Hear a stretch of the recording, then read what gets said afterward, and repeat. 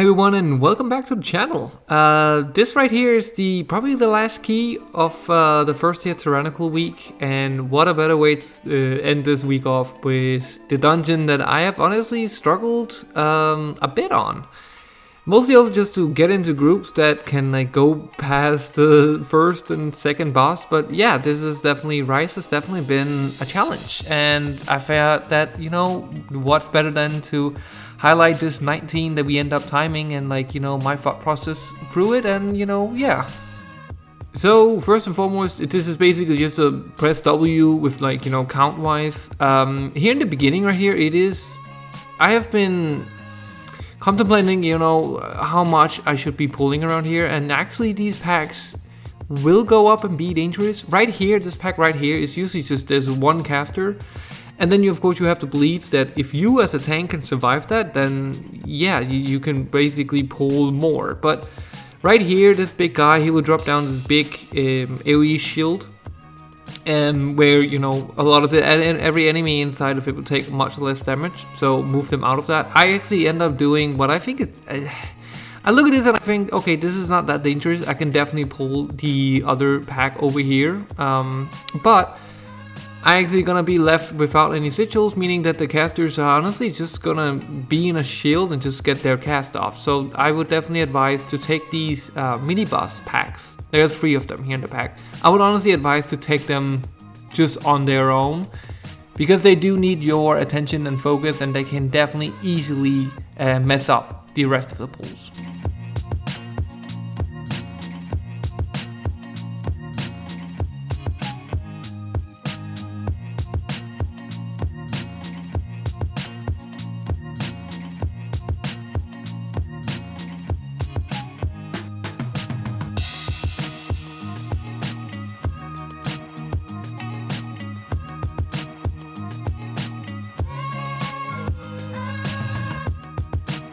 Yeah, unfortunately we do lose our healer here to bursting, as well as like, you know, the cast that's just going off, that's 3 damage. So that's, you know, basically my fault right there. I definitely need to be a little bit more patient around this area. It is, from a tank perspective, it's not really that dangerous. There's not really much here that's gonna, like, as I mentioned before, it's the bleeds on you. But this is more about like, you know, the party.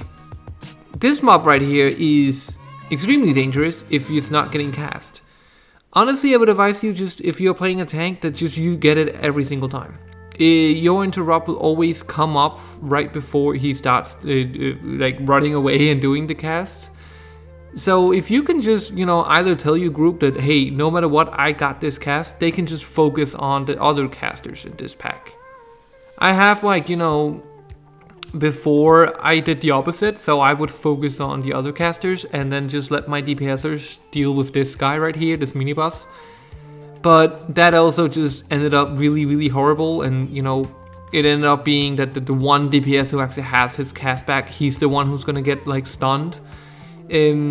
So honestly, just stick to you, just you do the kick right here. I think that's more beneficial, and then the DPSs can just focus on the other casters.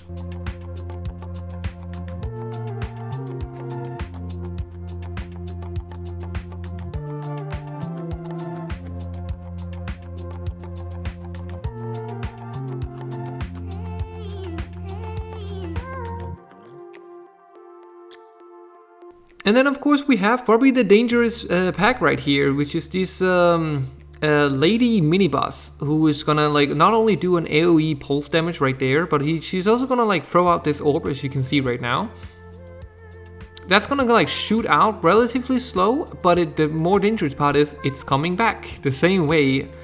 One thing you can actually do, I'm not doing it here, but one thing you can actually do as a tank, you can actually move this mini boss, and the orb would still go back to where she was and not where she is right now. So I should probably, you know, in the future plans, definitely move her a lot more than I'm actually doing. You do have a few seconds before she does the AoE cast, and also you saw me use darkness on one of them, so it does do like a lot of damage, as you can see right here. So if you have any group utility, any group defensive, definitely throw down on this boss. I mean this mini boss here. And then of course we have Tyr, the first boss. This guy can be actually quite dangerous, especially his Tank Buster that you can see right here does extremely a lot of damage. I put down the Sigil brand, but I still ended up taking like 50, like half of my health just in like one hit, as you can see. Boom. That is, yeah, really, really dangerous. And then the other part that's also like dangerous from the tank perspective is simply like the orbs, but we're gonna talk about that when it comes. You have to soak here, and you definitely need people to jump in, especially because you will get one-shotted if they don't, and also you need everyone else because it does do a ton of damage. If you have, again, Darkness or any group utility, definitely use it on this right here.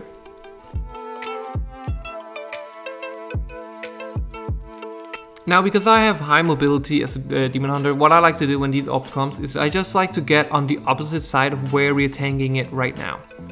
You need to get around. You can max get, like, you get a haste buff for each orb you get, and you can get up to five orbs.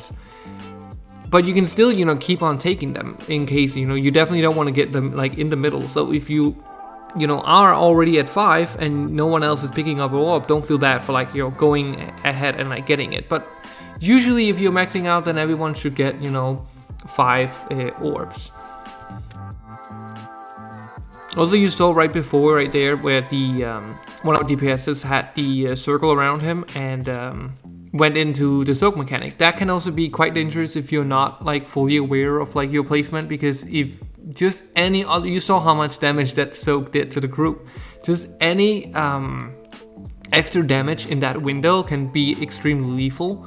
So if you actually have that circle around you, then I would advise you honestly to be right on the outskirts, or just simply just don't jump into the soak and let it, people foreman it, because it is possible to foreman it. It's more when like there's only 3 people soaking it, it becomes like actually dangerous. So yeah, Tyr is basically, it's difficult when, it's basically just, you know, if you have the soak under control, people are soaking, and you also like make sure that no orbs are touching the middle. Some people right here actually do a really great, clever thing where they actually just stand in the middle, because I like to just go out and get them as soon as they spawn. But it might actually be better just to stand around in the middle. That makes it maybe easier to get. And then also just make sure that you cycle for your defensive, so you have something up for every single tank buster right here. Then Tyr would fall down just like that.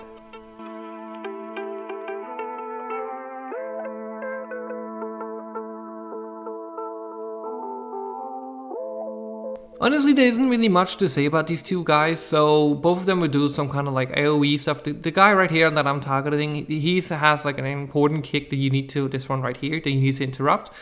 And then else the big dragon will just, you know, pulse AoE damage, and this guy will do some swirlies on the ground that you need to dodge. And even though I said it's quite simple, and it is, you can still see how much damage that like dragon's AoE damage actually does to the whole group. People got down to like 20%.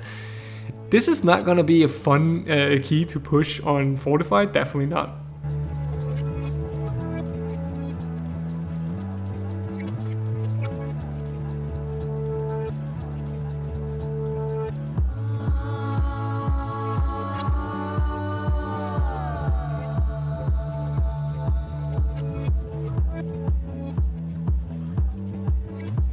And after these two guys right here, you have everyone's favorite little gauntlet.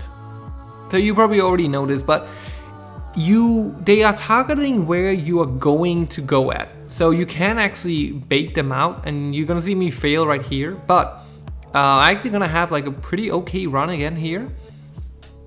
Nope, not that one. I'm going through it, but you can see here that I'm trying to like, you know, bait them out, right? So I'm going in one way and then, you know, just switching up and going the other way.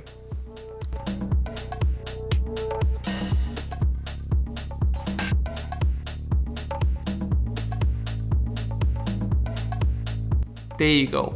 I honestly also just feel like this place is like, sometimes I will just like never get through, or I'll just get through in the first place. It really feels like a coin flip at this point.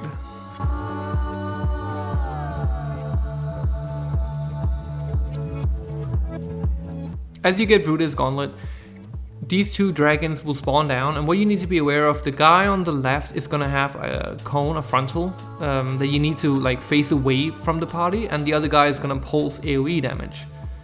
So you can see that I'm actually relatively slow at moving. I should have been much faster just getting, but I do actually end up like facing him at the right time just here in the corner, making sure that no one is like here, but as you can see, it does actually do a lot of damage.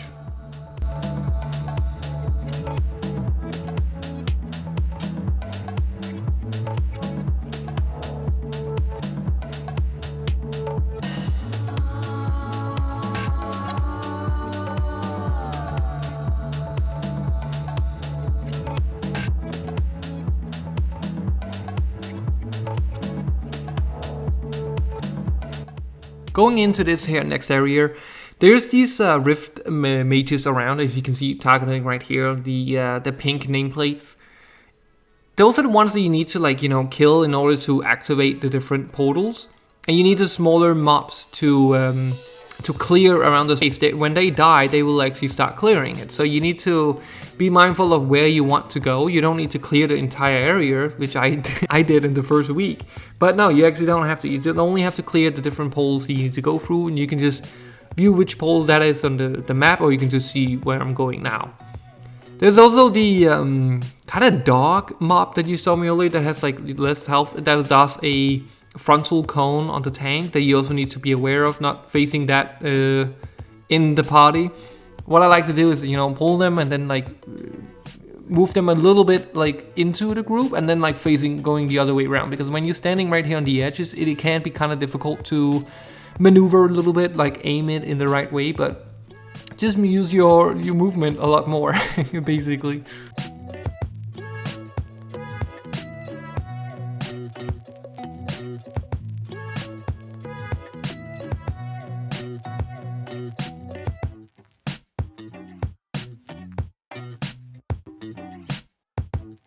The Dawn of the Infinite dungeons are definitely one of the more, I think, difficult. Maybe it is because like they are the newest ones of all the dungeon pool, you know, the ones that we are the least familiar with. But still, they do have some extremely hard-hitting bosses, but also just the mobs in here are also just extremely difficult. Like as I mentioned before, the dragons, the mini bosses, right? There's a bunch of mini bosses.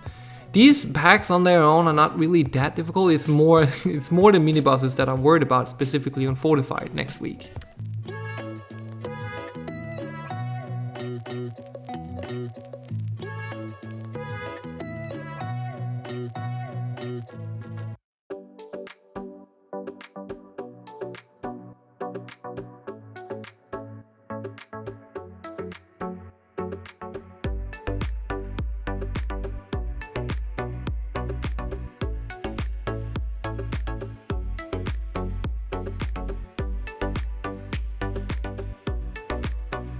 I also forgot to mention, but these rift mages also have this important cast that you need to make sure stop, or else, you know, everyone's gonna take a lot of damage.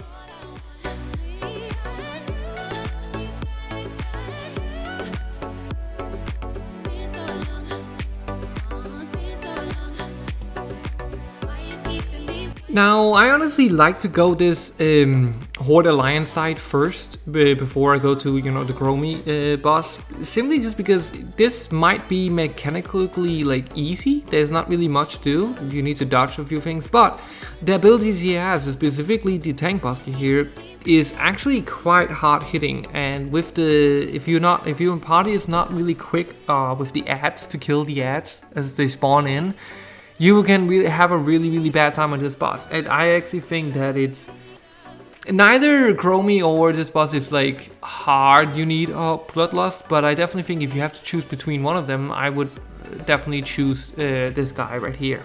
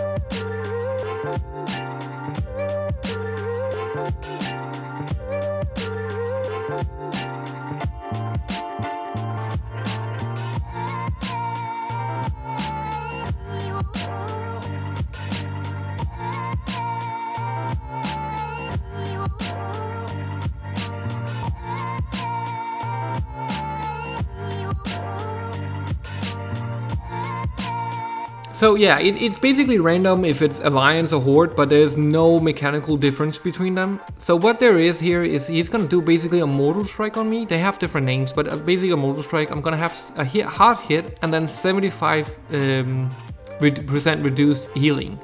Meaning that I won't get any help from healer or myself for like 5 or 6 seconds. Which is a really, really long time, specifically when he also does the throws in the ads right here. With the ads, there are two specifically need to like really be careful of. There's the caster, the conjurer I believe it's called, and then there's also the range. We can really be hard hitting on like, you know, your party. The grunt or the footman I believe it's called is not really that dangerous on his own. He basically just be cleaved down, but those two mages you need to make sure that they don't really get a cast off. You can see right there. That's basically he got a cast off on the paladin who went down all the way to like 25%. That was not only from that cast, but that definitely did not help, and they would just keep on casting if you don't interrupt it. So they need to be on that as soon as they spawn. And else there's just basically dodge the frontal that he does and the blade storm, of course.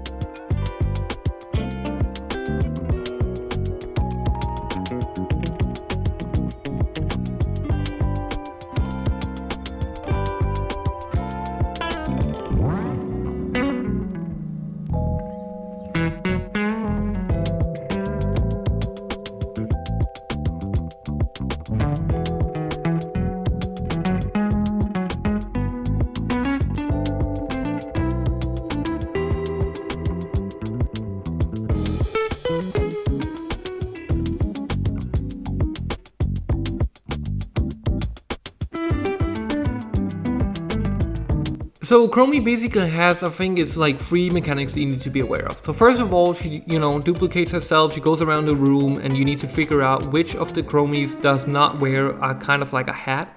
You need to stand behind her in order to like not get one shot from the blast. You can get wakeovers to like highlight where she is, but honestly I haven't had the need so far. It's been quite, I haven't really struggled that much finding her, to be honest. The second one is the Tank Buster, which is that like sand blast that she like shoots through you. That is actually really, really dangerous, and you need to make sure that you have like defenses up for that. That will like definitely wreck you if you don't have that. Don't ever turn your back to her as well, because then it'll also just completely annihilate you. And then the more, I guess, important or more dynamic mechanic is this one right here, which you drop the pools, and then like ads will spawn, like shadows of yourself that will like follow you around, and you need to guide into these pools to like trap them. But the key thing here is, as soon as you trap yourself, or like, you know, the ads that's following you, you'll get this debuff that will actually like, you know, stack up. And you can see here, we make sure to like get it off so we can like, you know, so we don't get like too many stacks on us and it like becomes like too dangerous or like does too much damage. So usually 3 is fine. You can maybe push it to 4, but I would definitely, if you see people are already like clearing theirs, like, and you are like around 3, I would honestly, if you can, definitely kite it around a little bit, just to like, you know, so you don't, your healer doesn't have to like deal with that much damage at the same time.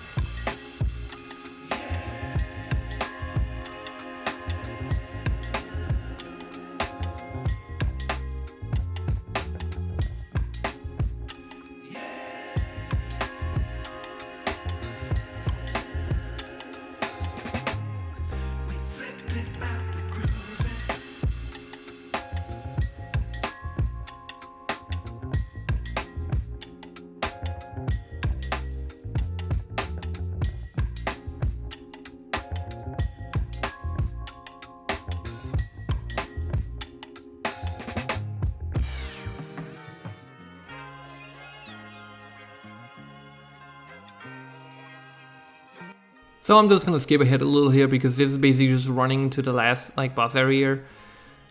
Here again, you have a dragon that does pulsing AoE, and then you have 2 casters, so you need to make sure that you interrupt. It's the same one as the first mob right after Tyr, where yeah, you have this interrupt, and also they do the swirlies, and also you get a cone on you. So you basically get almost, I think it's like all of the dragon mechanics and like all the mini bosses like with the dragons related that you get like into this pack. And honestly, it's not that bad as soon as you like focus these 2 guys down, and then it's just this dragon right here that does this pulsing AoE. But as you can see, my healer has like, you know, he's banging in this dungeon, by the way. He's definitely doing an amazing job. Like, no worries whatsoever with this pack.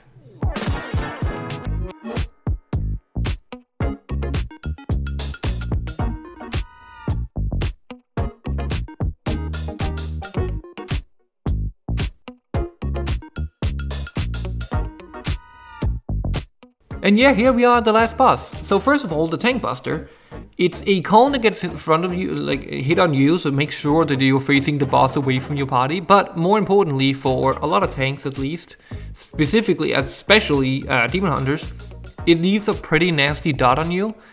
And the thing why this is like important, why the dot is like is important to know for the tank, is because for the Demon Hunter specifically, you need to be constantly in combat in order to, like, you know, have your mitigation, your passive mitigation up. It's the same with Death Knight, right? You need to make sure that you are in melee range, and you need to make sure that you are actually hitting the boss in order to heal back the target. And having a dot on you, while, you know, you also need to, as you can see here, take care of the ads, meaning that sometimes you need to like move a little bit out, and like this dot is gonna stack on you, it's gonna keep going, it's gonna bleed. It can be quite dangerous.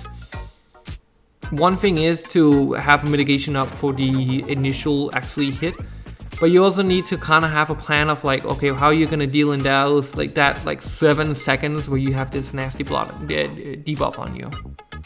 Else, as I said, you know, for the first phase here, you basically just, as a tank perspective, make sure you need to stay on these ads. They will, like, you know, more ads will actually come out of these portals that they are spawning.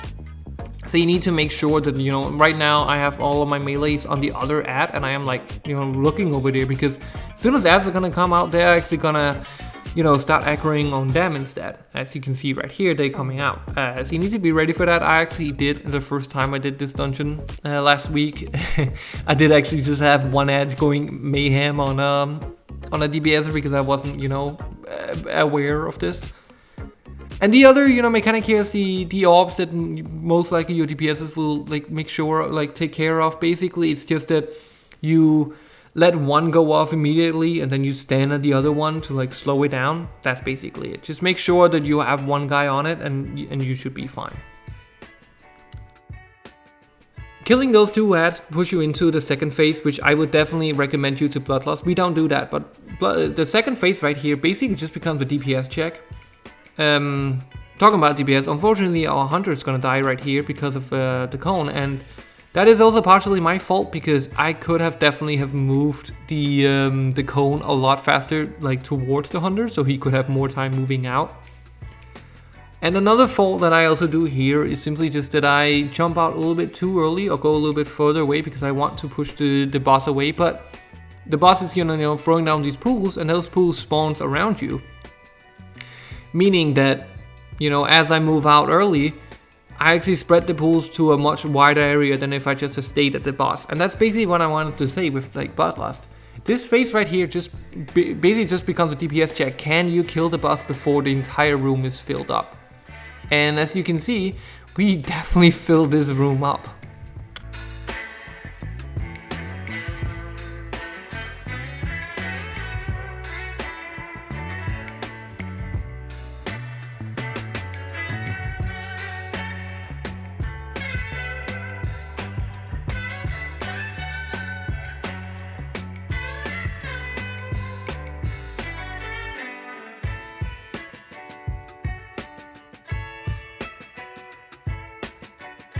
But yeah, we do of course actually end up getting him, which is really, really great. I have been struggling on Rise. Before this, I had timed it on a 15, and every single time I like try to push up this key, we will just die on one of the other bosses. But so I'm really happy that I got it on a 19. It's gonna be great for my, it was really great for my IO. And also we got some customization for dragon riding mount, and we got a really nice belt here from the druid. So all in all, great run.